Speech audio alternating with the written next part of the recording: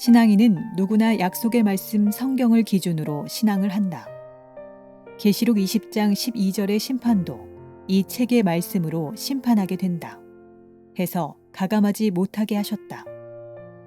처음 하늘 처음 땅과 새 하늘 새 땅은 어떻게 다른가? 혹 본 적이 있는가? 또 마태복음 13장에 두 가지 씨를 본 적이 있는가? 또 핍박하는 자와 핍박을 받는 자가 있으니 핍박을 받는 자가 복이 있다고 하셨다. 신앙인은 하나님의 말씀을 생명으로 믿는 자이다. 세상 사람은 세상의 법을 소중히 여기고 또 법의 권세를 대단하게 여긴다.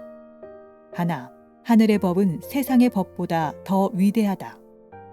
사람은 누구나 육체와 영혼이 하나 되어 있다. 한데 육체는 죽일 수도 있으나 그 안에 있는 영혼은 하나님 외에 그 누구도 죽일 수 없다. 나는 하나님의 말씀을 생명으로 삼아왔고 하나님의 일하는 것을 즐거움으로 여기며 기뻐해 왔다. 성경 안에는 중요한 두 가지 문제가 있다. 하나는 없어지는 처음 하늘 처음 땅과 재창조되는 새 하늘 새 땅이다.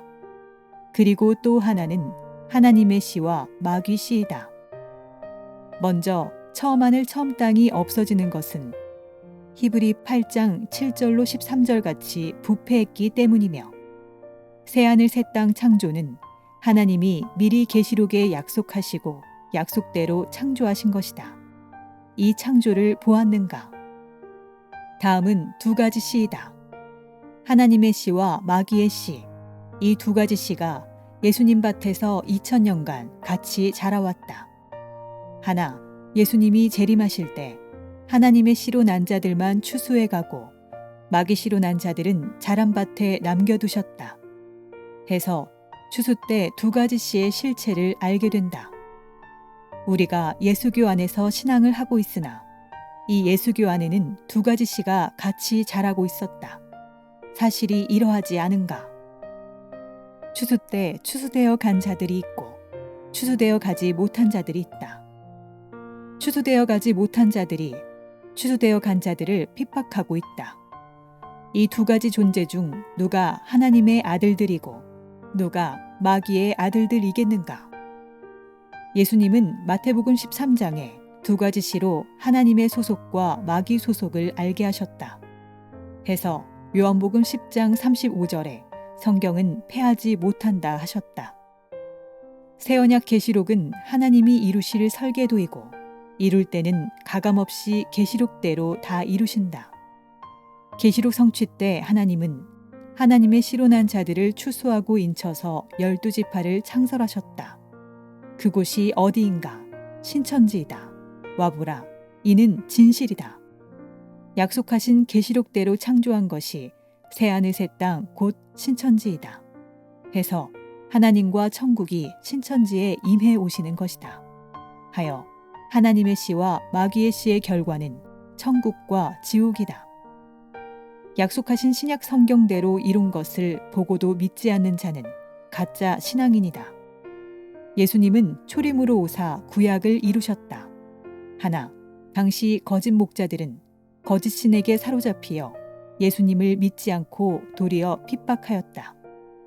예수님은 신약, 곧 새 언약을 하고 가셨고 다시 오셔서 약속하신 신약 계시록을 이루셨다.